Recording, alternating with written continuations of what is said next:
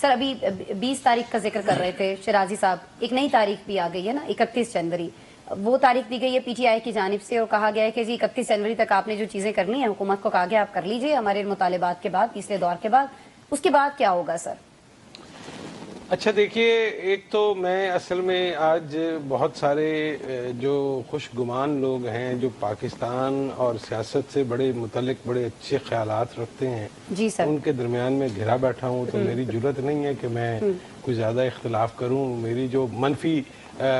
سوچ ہے وہ آج دبی دبی سی ہے. اور روکی صاحب کو مثبت رپورٹنگ مزہ نہیں کر رہی. میں صرف اتنی گزارش کر دوں کہ دیکھیے یہ ضرور 26 کروڑ کا ملک ضرور ہے،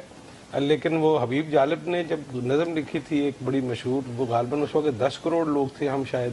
تو اس میں بار بار انہوں نے 10 کروڑ کا ذکر کیا. تو روحی کنجائی جو ہے ان کا ایک بڑا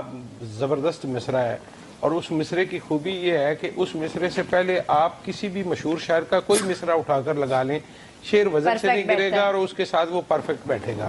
تو روحی کنجائی صاحب کا وہ مصرع آپ کی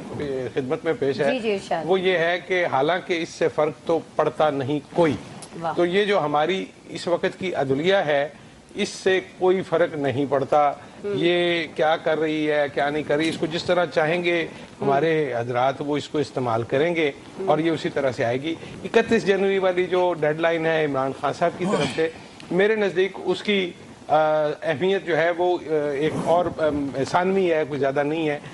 مجھے لگتا یہ ہے کہ اس سے پہلے اس طرح کی ڈیڈ لائنز پھر دیتے رہتے ہیں، بعد میں سب تو کیا کریں، مطلب جیل میں بیٹھا ہوا آدمی اپنے ووٹرز کو ساتھ لے کر چلنے کے لیے، ان کا مورال بڑھانے کے لیے، لوگوں کو اپنے ساتھ جوڑے رکھنے کے لیے، اگر آپ کہیں گے کہ نہیں جی اسی تے موقع گئے ہیں، اسی تے مر گئے ہیں، تو اب تو باہر نکلنے کا کوئی امکان نہیں ہے، اب تو فوجی جرنیل مجھے لے جائیں گے یا فلانا یہ کر دے گا، تو اس کے بعد کون چلے گا اس کے ساتھ؟ وہ تو اندر بیٹھا وہ چنگارتا رہے گا، تو وہ لوگوں کو اپنے ساتھ لے گا. اگر وہ بتائے گا کہ میں مارا گیا ہوں تو پھر تو اس کے ساتھ کوئی بھی نہیں چلے گا.